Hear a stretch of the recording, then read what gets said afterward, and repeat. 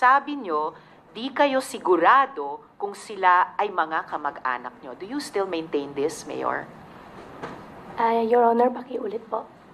Sabi nyo kasi sa akin noon, nung pinakita ko yung mga dokumento na nandun yung mga pangalan ni na Sheila L. Guo at Siemen L. Guo at isa pang dokumento na Sheila Leal Guo at Siemen Leal Guo, at tinanong ko sa inyo kung mga kapatid nyo sila, ang sabi nyo sa akin, hindi nyo sigurado kung kamag-anak nyo sila. Yan pa rin ba ang sinasabi nyo sa amin?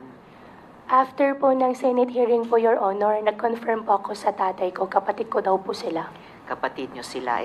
Talagang kapatid nyo sila. At hindi lang po dahil sa birth certificate. Mamaya ipapakita po natin yan.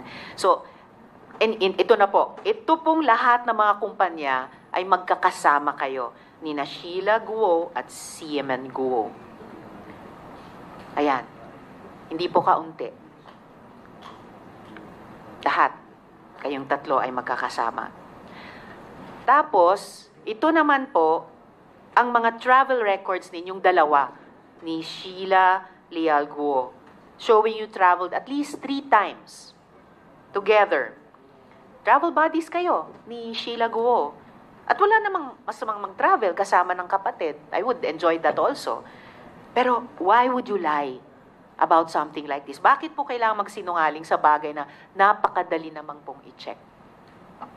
Your Honor, nakaraan po na Senate hearing. Kaya po, lahat na lang po naging sagot ko po is I don't know, hindi ko po alam.